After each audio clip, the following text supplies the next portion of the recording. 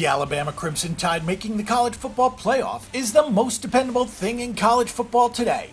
The Crimson Tide are the only team which has made the college football playoff in all 4 years of its existence. Clemson has made the playoff 3 times, but Nick Saban stands alone in terms of fielding great teams each season. The public expects Nick Saban to come through to keep the Tide rolling this season and eclipse their regular season win total of 10.5 games. But is that expectation reasonable?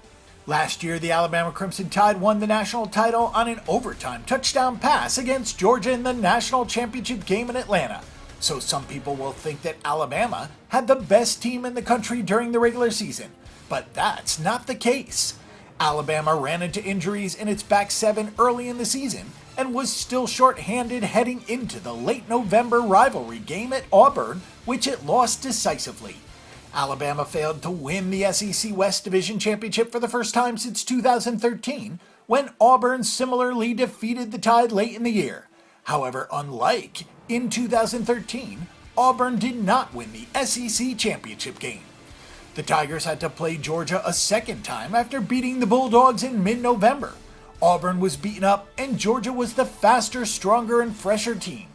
The Bulldogs won the SEC, and then Alabama was selected as the 4th team in the 4-member playoff field, which snubbed Big Ten champion Ohio State.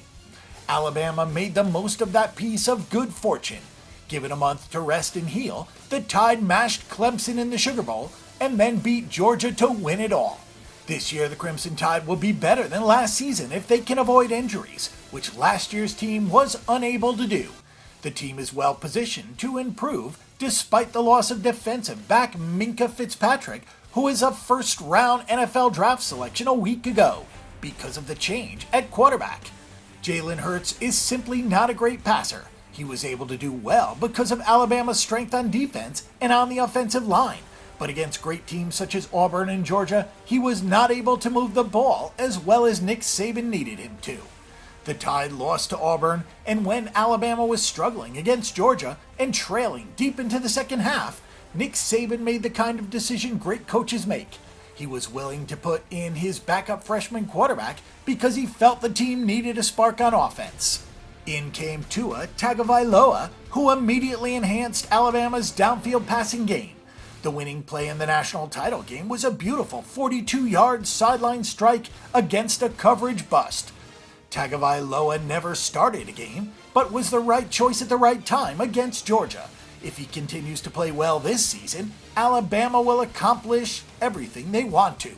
Auburn was a road game last season, but is a home game this year. LSU was at home last year and will be a road game this year. On the balance, Auburn is tougher than LSU, so Alabama comes off well in that exchange of home and road dates. The Louisville home opener should be easy, with Louisville no longer having Heisman Trophy quarterback Lamar Jackson. Alabama avoids Georgia in the 12-game schedule, but might have to play the Bulldogs in the SEC Championship game, which would be a 13th regular season game. That game could become a loss, but if Alabama gets to 11-1 before Game 13, it will still cover the number. And given the weak nature of the schedule, the Tide should reach that goal, so we'll recommend taking the over 10.5 wins. For more information and statistics on this event and every other sporting event this week, check out bangthebook.com. Bang the Book is your best resource for sports betting information before you make your weekly assault on the sportsbooks.